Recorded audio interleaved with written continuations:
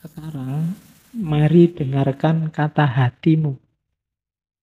Tataplah mata batinmu akan apa yang diisyaratkan kepadamu.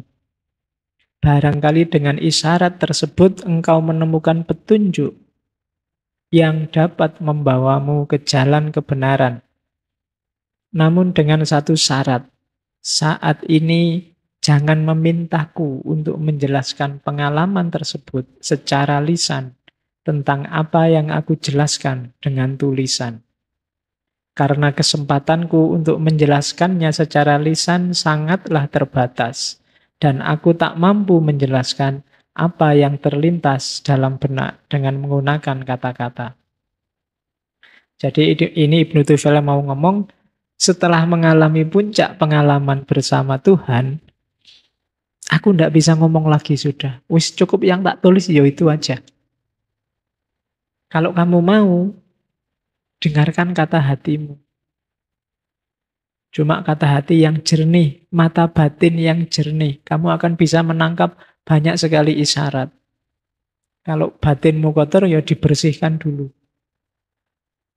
Baru kamu paham apa yang nanti aku omongkan. Nah ini kalimat perantara. Setelah hai mengalami ekstase. Susah dijelaskan. Ya bisa aku cuma nulis seperti ini. Kalau mau tak jelaskan detail, nggak bisa. Pengalaman itu harus dialami sendiri. Saya mau cerita manisnya teh yang tak minum tadi. Susah. Kalau kamu ingin tahu, minumlah sendiri teh itu. Tehmu sendiri-sendiri tapi jangan ke sini.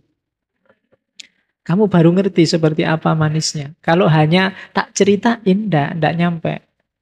Maunya Ibnu Tufel setelah nyampe di level intuitif, level laku, setelah Hai tadi mengalami fase pemahaman, kemudian ada beberapa fase laku. Nanti ada 3 fase.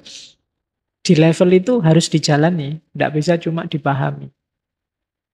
Itu yang katanya orang Jawa, ilmu itu kelakone kanthi laku. Ini nanti yang membedakan filsafat Islam dengan filsafat Barat. Ibnu Sina itu setelah capek-capek ngomong Aristoteles, capek-capek menjelaskan tentang Sokrates, Plato, bagian belakang yang dia bahas di akhir-akhir hidupnya, Hikmatul Masyriq, filsafat ketimuran. Ghazali juga begitu, setelah muter di hampir semua keilmuan, berujung dengan intuisi, pengalaman sufistik. Farabi juga begitu. Jadi ini khas kalau dalam tradisi Islam. Biasanya penutupnya bau-bau intuisi, khasnya adalah filsafat ilhamiyah, isyraqiyah, filsafat kenabian. Termasuk di Ibnu Tufel ini. Oke, jadi ini ada proses. Nah, kalau prosesnya diikuti kan hasilnya mateng. Setelah pengalaman empiris didalami, tidak puas, naik ke level lebih atas, pengalaman rasional dijelajahi, naik satu level lagi pengalaman intuitif. Jadi matang, hidupnya utuh. Potensinya terbuka semua. Ada orang yang ujuk-ujuk ingin pengalaman intuitif, tanpa bekal empiris dan rasional. Di hasilnya bisa jadi kelenek. Ujuk-ujuk mau kebatinan, nanti melahirkan Kanjeng Dimas. Ya, kebalik. Kenapa? Karena ada yang terlewati. Yang terlewati biasanya kan kosong. Akhirnya apa? Yang kebatinan tadi, yang sufi tadi, ujung-ujung sufi kadang-kadang akhirnya mainnya untuk kepentingan yang kosong. Untuk kepentingan yang empiris, yang rasional, untuk kepentingan dunia. Karena tadi kelewatan. Kalau sudah penuh semua sebelumnya, dunia sudah tahu aku kayak gimana dunia. Ternyata ya gitu aja, lebih enak di sini. Itu karena dia sudah ngalami. Tapi kalau nggak ngalami sama sekali, dia belum selesai dengan dunia. Nanti berat masuk ke dunia sufi, gampang tergoda. Jadi kadang-kadang ada orang makom spiritualnya tinggi, tapi bolak-balik kawin, bolak-balik kawin. Itu karena ada yang terlampaui kemarin, dia belum puas di situ. Sehingga disibukkan oleh yang bukan makomnya. Nah, itu nanti katanya Ibnu Tufel, cobalah sekarang buka mata batinmu, alami, jangan cuma dipahami. Oke, ini juga sangat terkenal tentang anak. Anakmu bukanlah milikmu. Mereka putra-putri sang hidup yang rindu pada diri sendiri. Lewat engkau, mereka lahir namun tidak dari engkau. Mereka ada padamu, tapi bukan hakmu. Catatan pertama, anak-anak kita, tanda petik ya, anak itu bisa anak lahiriah, yo anak beneran. Boleh kamu tafsirkan murid, boleh kamu tafsirkan orang yang ada di bawahmu yang harus kamu bimbing. Jadi awalnya memang anak-anak lahiriah, yaitu memang dari kita sih, kita yang melahirkan, kita yang bikin mereka hadir di dunia. Tapi bukan kita yang menentukan kehadirannya. Mereka cuma lewat kita.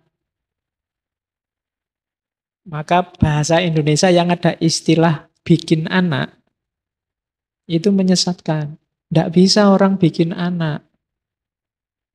Siapa berani menjamin kamu misalnya besok punya istri, punya suami, berhubungan terus, ayo kita bikin anak. Tidak bisa. Yang bisa menentukan kamu hamil apa enggak kan bukan dirimu. Kamu isoe kan cuma main gitu aja. Hasilnya kan tidak tergantung dirimu. Secanggih-canggihnya sains, tidak bisa bikin anak. Oh sekarang kan bisa Pak, bayi tabung, bisa inseminasi buatan.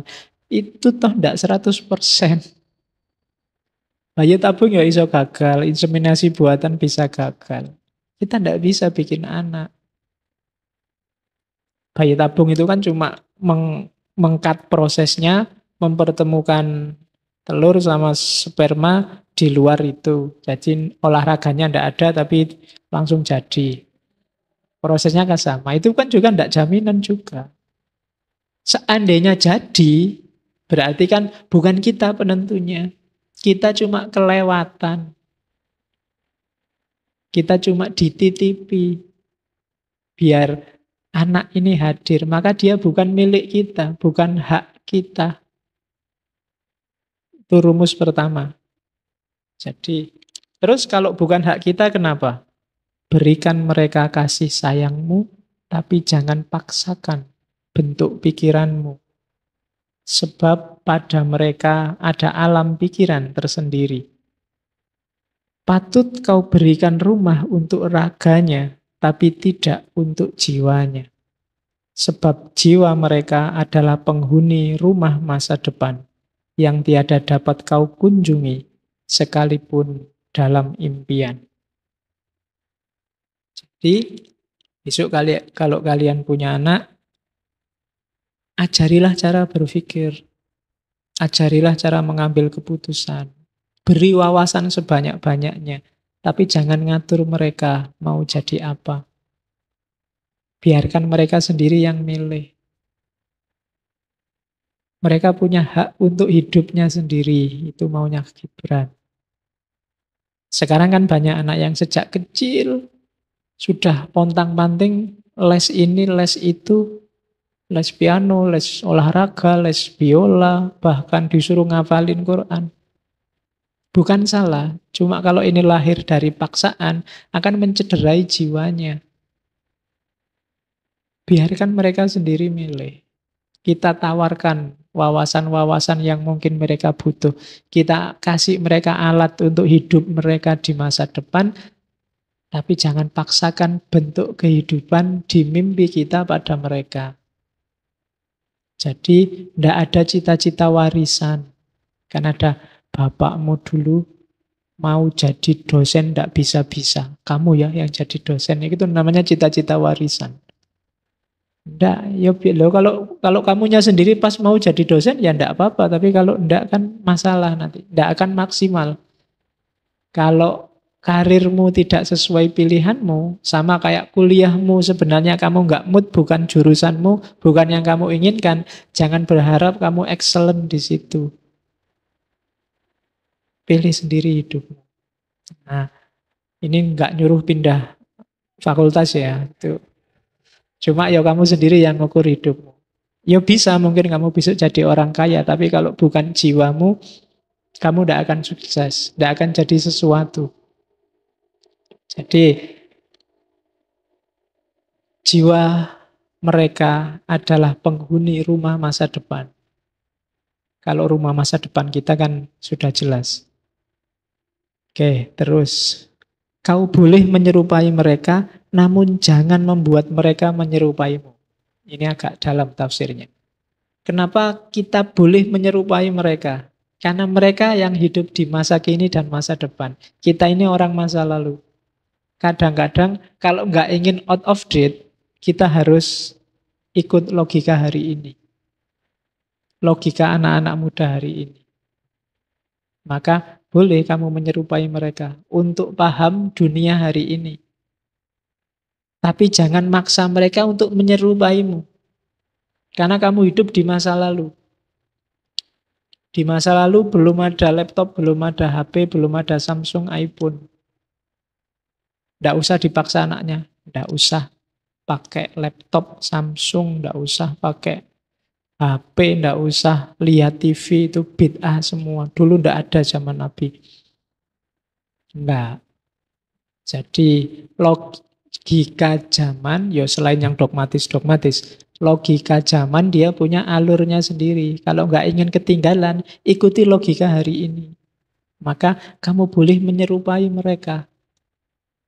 Oh, kalau nggak ngikuti logika hari ini, mungkin kita nggak bisa loh ngatasi cara ngomongnya aja. Anak SMP hari ini itu mungkin kamu nggak paham.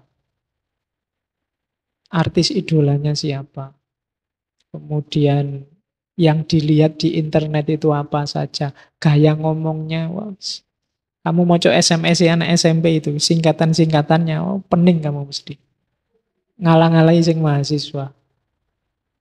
Nulis nanti aja NNT, KT, KTM, DMN, YACH. Ini macamnya susah. Ya kan? Jadi, wes ikuti logika hari ini. Itu maunya Gibran. Karena kalau enggak, kamu enggak akan bisa ngontrol mereka.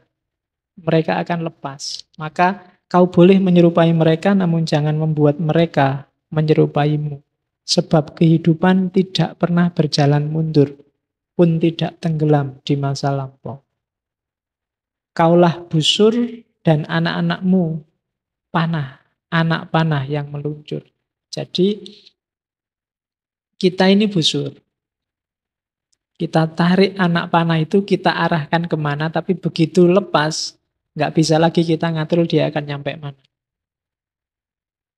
Jadi mereka punya pilihan sendiri. Kadang agak menceng sedikit kena angin, kadang agak muter, kadang yopas, kadang macam-macam.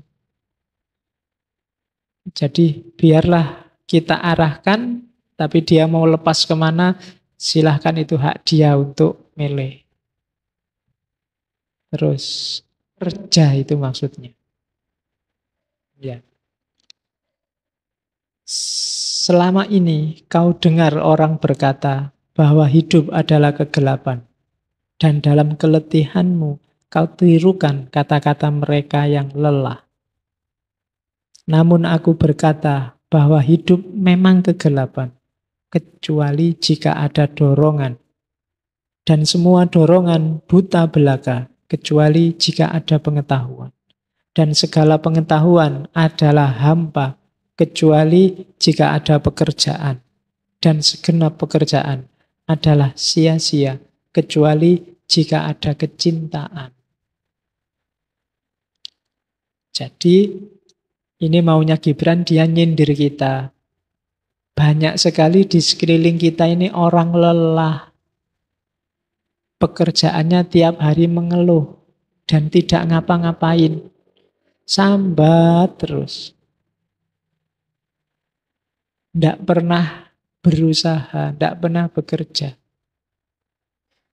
Katanya Gibran, ya mungkin keluhan mereka itu benar. Hidup ini memang penuh masalah, memang gelap. Tapi kan kita nggak boleh diam saja. Kita harus bergerak, harus ada yang mendorong kita untuk bergerak. Untuk kita bisa bergerak, kita butuh pengetahuan. Meskipun nanti pengetahuan itu juga tidak ada gunanya kalau tidak kita jalankan. Kecuali jika ada pekerjaan. Pahami, kemudian jalankan. Cuma pekerjaan itu juga tidak akan ada nilainya kalau dasarnya bukan cinta. Lawannya cinta itu pamrih. Kalau kamu kerja, cintailah pekerjaanmu. Apapun yang kamu lakukan. Kayak gimana sih mencintai pekerjaan itu? Dan apakah yang dinamakan bekerja dengan rasa cinta? Laksana menenun kain dengan benang yang ditarik dari jantungmu. Seolah kekasihmu lah yang akan mengenakan kain itu. Bagai membangun rumah dengan penuh kesayangan. Seolah-olah kekasihmu lah yang akan mendiaminya di masa depan.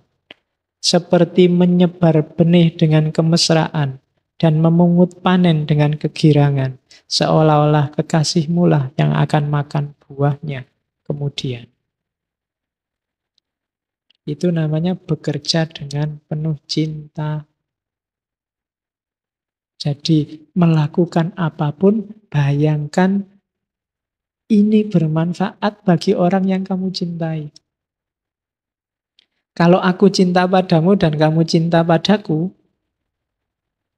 hujan-hujan, capek-capek kan juga tidak masalah. Karena kamu membayangkan, wah kasihan ya Pak Faiz nanti kalau nggak ada yang datang hujan-hujan nih. Aku juga bayangke, nih aku nggak datang kalian sudah di sini gimana?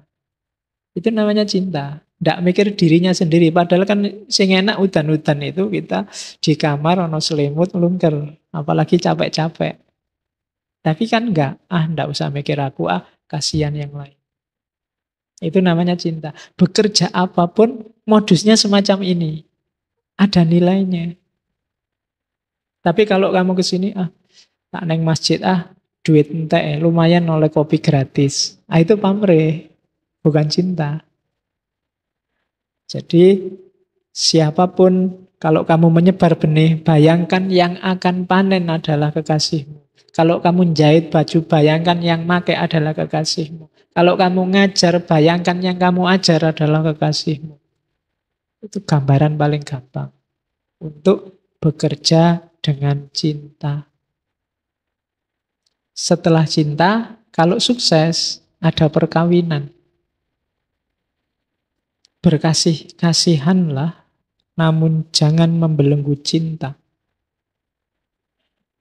Biarkan cinta itu bergerak senantiasa, bagaikan air hidup yang lincah mengalir antara pantai dua jiwa. Saling isilah piala minumanmu, tapi jangan minum dari satu piala. Saling bagilah rotimu, tapi jangan makan dari pinggan yang sama. Jadi, kalau kita sedang jatuh cinta, tidak boleh ada yang mendominasi atau didominasi.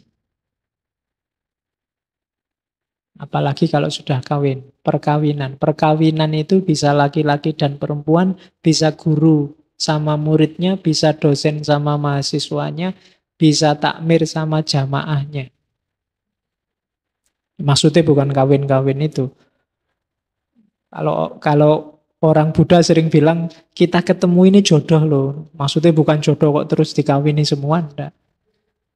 Jadi, dalam perkawinan itu, termasuk dosen sama mahasiswa, pemimpin sama yang dipimpin, presiden sama rakyatnya, salinglah berkasih sayang, cuma biarkan masing-masing dalam jati dirinya sendiri-sendiri.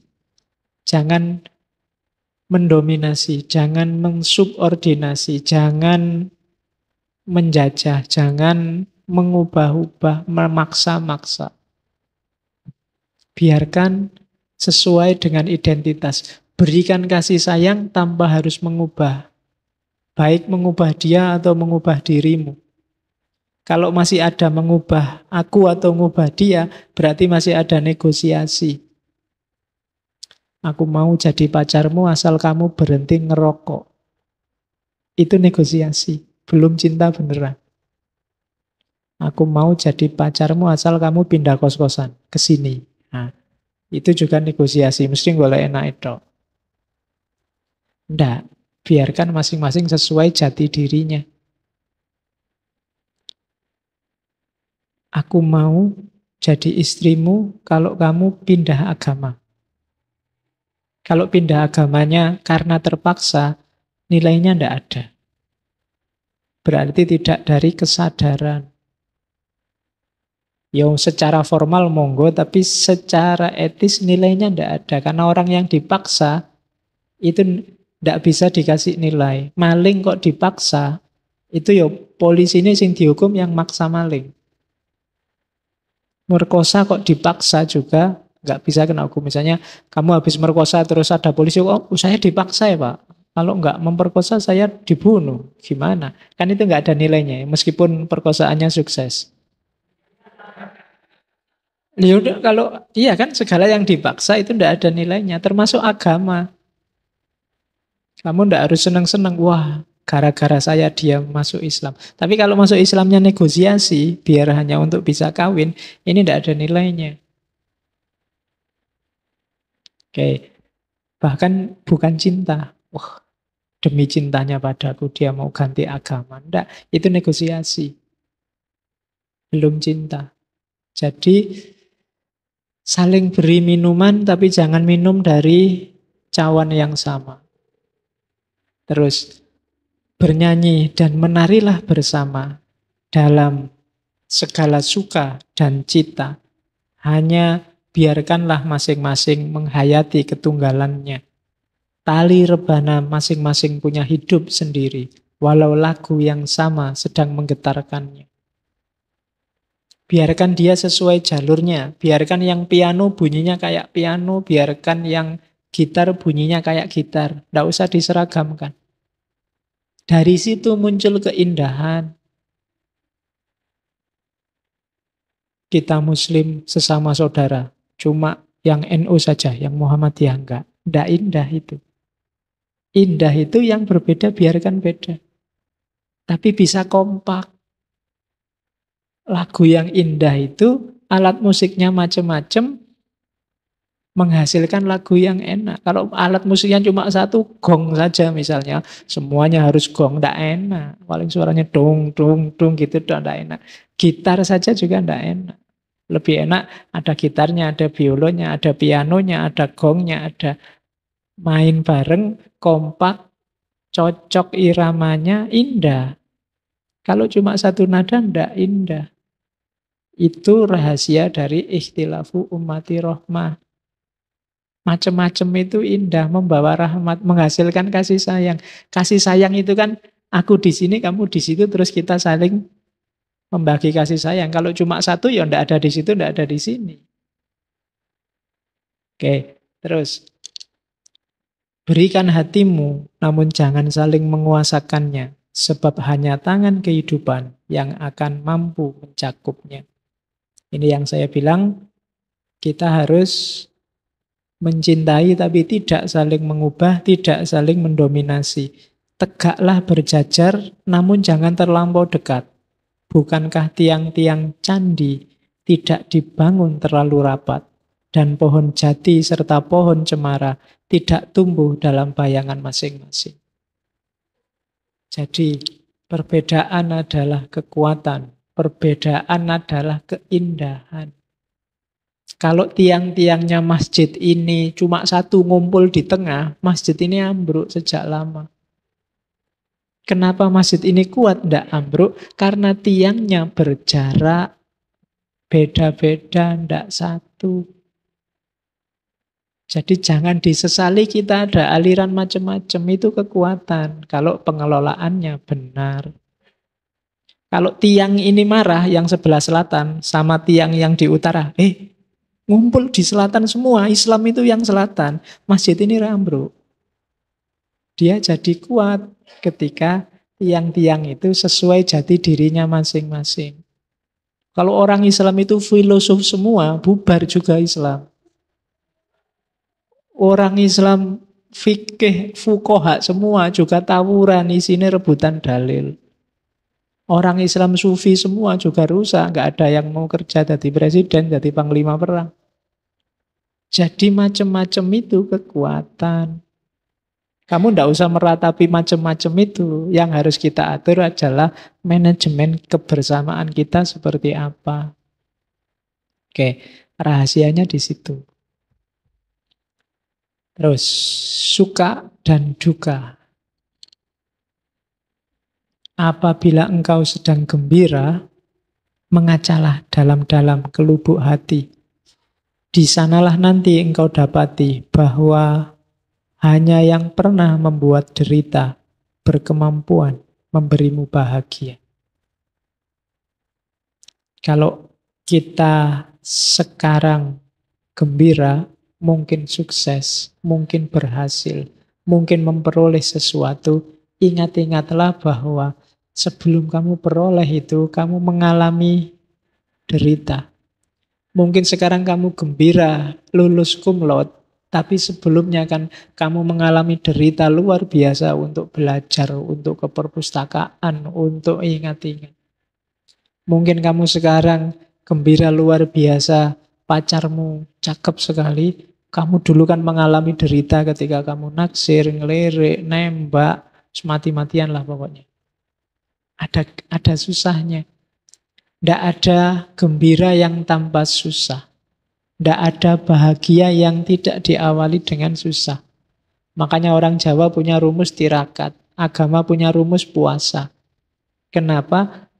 Susah dulu. Nanti di balik itu ada kegembiraan. Tapi kalau kamu senang-senang dulu, setelah itu ada kesedihan. Apabila engkau berduka cita, mengacalah lagi ke lubuk hati. Di sanalah pula engkau bakal menemui bahwa sesungguhnya engkau sedang menangisi sesuatu yang pernah engkau syukuri. Kalau kamu diputus pacarmu dan sekarang nangis, dulu waktu kamu jadian, kamu bersyukur sekali dapat pacar. Kalau sekarang kamu sedih karena nggak lulus kuliah, karena sebelumnya kamu sudah seneng-seneng, yang lain belajar, kamu bolos kuliah. Rumusnya pasti begitu. Kalau sekarang kamu susah, sebelumnya kamu sudah senang memang. Kalau sekarang kamu senang, sebelumnya kamu sudah mengalami susah. Ada yang bilang sukacita itu lebih besar dari duka cita. Yang lain berpandangan, tidak. Dukalah yang lebih besar dari suka. Tapi aku berkata padamu, keduanya tidak terpisahkan. Bersama-sama keduanya datang. Dan bila yang satu sendirian bertamu di meja makanmu, ingatlah selalu bahwa yang lain sedang ternyenyak di pembaringan.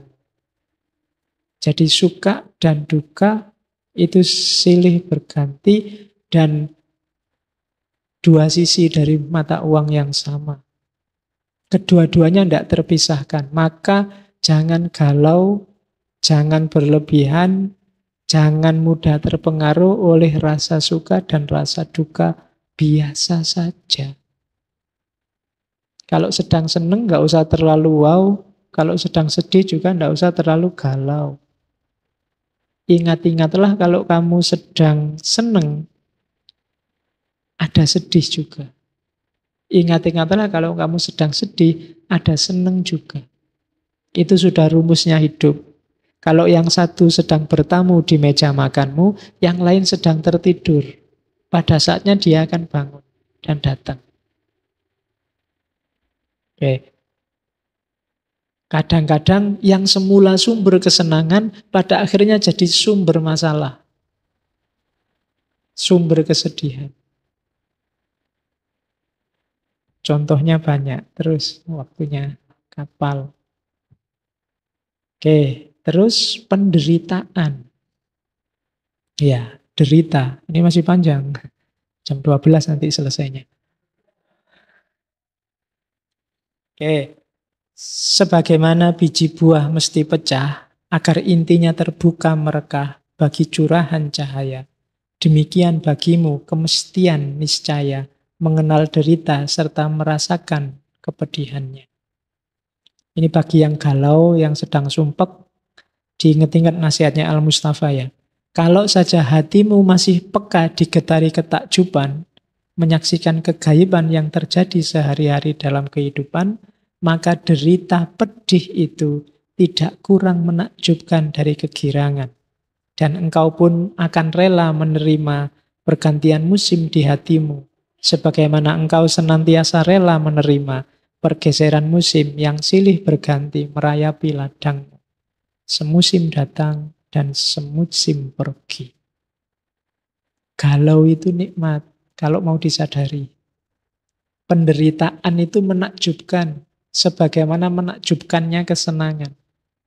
Kegagalan itu menakjubkan, sebagaimana menakjubkannya kesuksesan. Makanya Islam itu kan waktu kita sholat disuruh memperbanyak Allahu Akbar. Allahu Akbar itu kan ungkapan ketakjuban.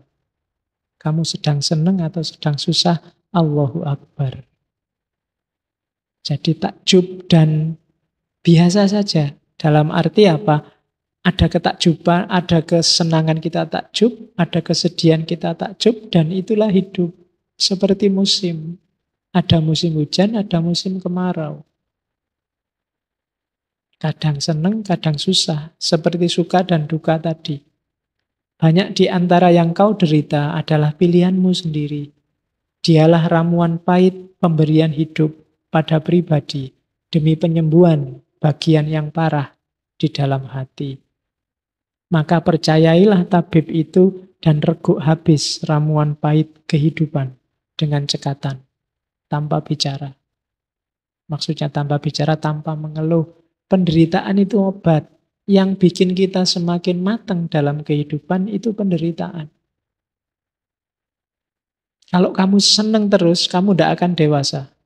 Anak kecil yang dimanja terus oleh ibunya, oleh orang tuanya, dia tidak akan dewasa, tidak akan matang. Kadang-kadang harus dibikin susah. Kadang-kadang minta apa, tidak harus dikasih. Kadang-kadang ingin melakukan apa, harus dilarang. Dia nangis, dia menderita, tapi dia akan semakin matang cara berpikirnya. Tapi kalau dimanja terus, mentalnya tidak akan matang.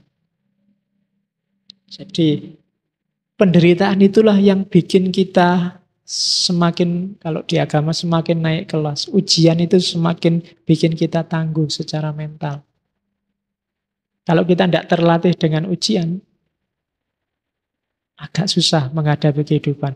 Mahasiswa yang sejak semester 1 IP-nya 3,9 cum laude terus. Dapat E itu bencana, dia tidak akan siap. Tapi mahasiswa yang sejak awal E ini oke. E itu biasa dia. Dia lebih tangguh menghadapi penderitaan nilai E. Oh iya kan? Loh, dari sisi kedewasaan itu harus diakui lebih tangguh yang sering dapat nilai E. Yang tiap hari A itu kan ya. Kan itu ceritanya Daniel Goleman melahirkan emotional quotient itu kan. Ada mahasiswa nilainya A terus. Satu ketika dia dapat nilai A min. Tidak terima dia. Harusnya dia A semua, orang merasa pinter. Akhirnya pulang ke rumah, ngambil senjata, balik ke kampusnya, dosennya ditembak. Tuh kan, tidak mateng secara mental. Dari situ nanti Daniel Goleman merumuskan emotional quotient-nya. Jadi jangan salah, penderitaan itu bikin kamu tangguh. Sekali dapat nilai E mungkin kamu sumpek, tapi 2 kali sumpeknya tinggal setengah. 3 kali tidak terlalu sumpek lagi. 4 kali biasa. Loh kan ngono. 5 kali mungkin kamu heran. Loh kok nggak dapat E sekarang ya? Jadi itulah manusia. Jadi jangan khawatir. Penderitaan bikin kamu tangguh. Kesusahan bikin kamu tangguh. Yang tiap hari duitnya cukup, tidak pernah kurang duit. Begitu kurang duit, dia akan pontang-panting kesulitan kayak kiamat mau datang. Tapi yang tiap hari krisis, tidak pernah punya duit, itu tidak masalah, tidak ada duit. Selalu punya jalan untuk mengatasi. Paling tidak kan pindah-pindah kos-kosan teman-temannya. Nanti kan ada jalannya ke sana. Oke, terus persahabatan.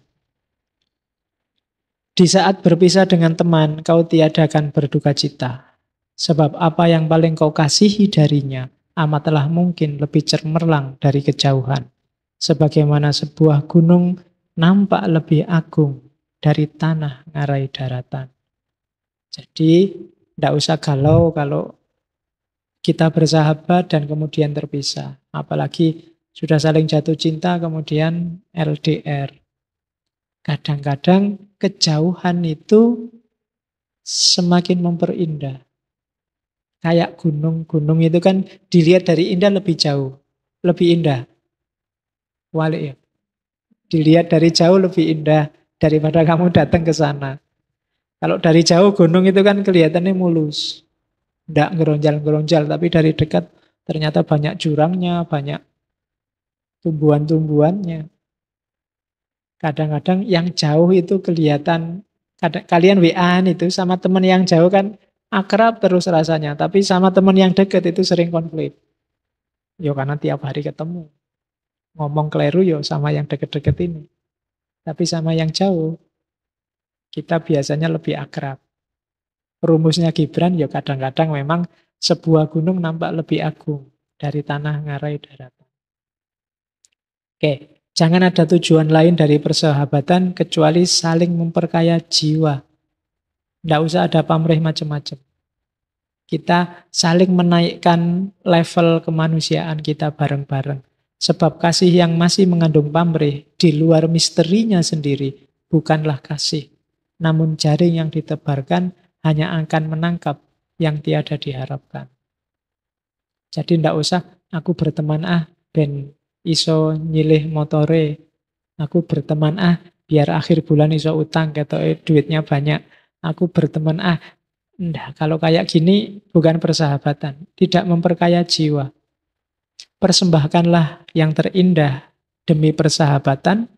Jika dia harus tahu musim surutmu, biarlah dia mengenal pula musim pasang. Sebab siapakah sahabat itu hingga engkau hanya mendekatinya untuk bersama, sekedar akan membunuh waktu. Jadi kadang-kadang kita waktu galau kan nabrak-nabrak nyari teman yang bisa diajak curhat. Tapi waktu seneng diem aja. Waktu dapat hadiah uang banyak meneng wae. Ndak kabar-kabar. Tapi waktu stres, wah, gayane curhat di Facebook, di WA, temennya dikasih tahu semua. Aku sedang susah nih. Jadi nyari teman hanya untuk tempat curhat. Ada juga nyari teman yang tinimbang nganggur, hanya untuk membunuh waktu. Carilah teman untuk bersama menghidupkan sang waktu, bukan menghabiskan waktu. Kamu yang bisa menafsirkan ya. Hidupkan waktumu bersama-sama, bukan habiskan waktumu bersama-sama. Jadi lakukan bersama-sama hal-hal yang bermanfaat, yang nantinya tidak kau sesali. Kayak saya bilang di awal tadi, jangan sampai nanti, oh iya ya, dulu aku deket sama dia, coba aku belajar itu dari dia, coba aku dapat sesuatu dari dia. Kalau sudah lewat ya eman-eman, karena kemarin cuma menghabiskan waktu. Sekarang saatnya menghidupkan waktu. Oke, terus doa. Katanya Gibran, kalian berdoa di saat kesulitan dan membutuhkan. Alangkah baiknya kalian pun berdoa di puncak kegirangan. Dan di hari-hari rizkimu sedang berkelimpahan. Dan bila engkau dapat merasa nyaman, bila sempat mencurahkan kegelapan hatimu ke haribaan angkasa, maka engkau pun dapat merasa nyaman, memancarkan fajar merekah di hatimu ke cakrawala raya. Jadi berdoa itu nggak usah nunggu susah. Menyampaikan terima kasih pada Allah, ya sampaikan aja lewat doa. Doa itu kan komunikasi kita yang paling dekat sama Allah. Jadi di hari rezekimu sedang banyak, ya sampaikan pada Allah. Minta Allah rezekimu barokah, bermanfaat, tidak sia-sia. Kan nggak ada yang nggak bisa diminta dari Allah. Tidak harus nunggu sumpek. Kamu dapat nilai A pun berdoalah, ya Allah semoga nilai A ini membantu masa depanku. Semoga nilai A ini barokah. Semoga nilai A ini tidak cuma membahagiakanku tapi juga itu berdoa. Apalagi dapat nilai E, ya kan? Jadi tidak harus nunggu sedang. Kamu kaya berdoalah, miskin juga berdoalah. Hujan berdoalah, kemarau juga berdoalah. Kalau engkau memasang telinga pada kesucian malam, engkau akan mendengar mereka. Mereka ini alam semesta, bicara dalam kebisuan. Alam semesta aja secara konstan katanya Gibran selalu berkomunikasi sama Allah. Apa kira-kira katanya? Tuhanku yang agung, kemauanmu lah yang berlaku dalam diriku. Doronganmu lah dalam diriku, yang merubah malam milikmu menjadi hari yang menjadi milikmu pula. Kami tak kuasa meminta apa-apa. Karena mereka alam, yang dikasih kuasa minta-minta kan kita. Sebab engkaulah maha tahu akan kebutuhan kami. Bahkan sebelum kebutuhan itu lahir dalam diri kami. Engkaulah kebutuhan kami. Engkaulah pemberi kami semua.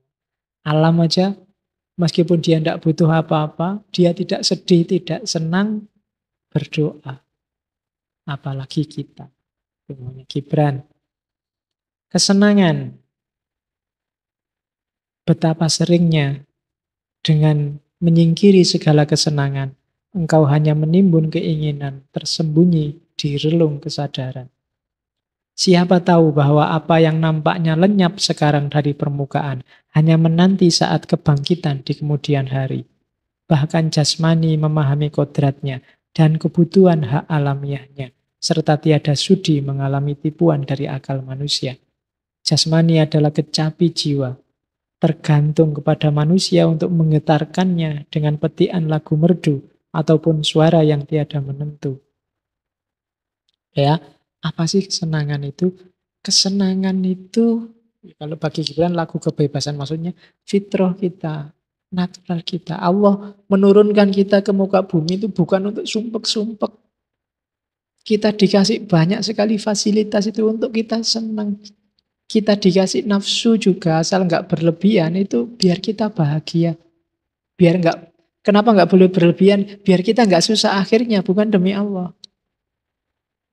Senenglah, rayakanlah hidupmu. Semua makhluk nggak ada yang dikasih fasilitas untuk seneng. Kita yang dikasih. Jangan bikin Allah kecewa. Dikasih fasilitas semewah ini untuk seneng, untuk bahagia. Kita tiap hari mengeluh. Kita tiap hari sumpah. Itu paragraf kedua, dia nyindir orang-orang yang suka menyiksa diri. Sok menghindari kesenangan. Termasuk yang ndak nikah, ndak mau makan puasa terus-terusan. Yang sejenis itu. Katanya Gibran, itu cuma memendam saja. Pada saatnya dia bisa tampil, bisa ndadi. Ada orang demi spiritualitas, yang jasmani tak tinggal. Hati-hati itu blunter, dia cuma dipendam. Itu yang bikin ada orang level spiritualnya tinggi, tiap tahun gonta-ganti istri. Ada kan yang kayak gitu. Dia belum selesai dengan nafsu seksnya. Awalnya, udah demi Allah, demi spiritualitas. Itu yang jasmani, nafsu-nafsu tak tinggal semua. Nggak, belum beres kamu di situ. Bereskan dulu urusan itu, baru naik kelas ke level spiritualitas. Penuhi dulu hak jasmaniahmu, setelah itu naiklah ke level spiritual. Allah ngasih tubuhmu itu tidak untuk disiksa, jadi sumber kesusahan, kesengsaraan. Jadikan dia sumber kebahagiaanmu, jadikan dia kendaraanmu untuk menuju Allah, bukan malah disiksa. Itu maunya Gibran. Oke, bagaimana cara membedakan baik buruk dalam kesenangan? Pergilah engkau ke ladang, kebunmu, tamanmu, dan engkau akan mengerti bahwa bagi lebah menghisap madu adalah kesenangan. Namun bagi bunga memberikan madu adalah kesenangan juga. Untuk lebah, bunga merupakan pancaran kehidupan, dan untuk bunga, lebah merupakan duta kasih sayang. Bagi keduanya, sang lebah maupun sang bunga, memberi dan menerima kesenangan adalah kebutuhan dan keasikan. Rakyat Orvelis, bersenang-senanglah bagaikan bunga dan lebah. Maksudnya apa? Ikuti tuntutan fitrahmu sebagai manusia. Bukan sebagai malaikat, bukan sebagai setan. Berbahagialah di level manusia. Tidak usah menyiksa fisikmu, tapi juga tidak usah menyisihkan spiritualitasmu. Penuhi semua sesuai tuntutan fitrahmu. Sama seperti lebah dan bunga. Bahagialah, senang-senanglah. Kalau semuanya sudah terpenuhi, kamu pasti senang.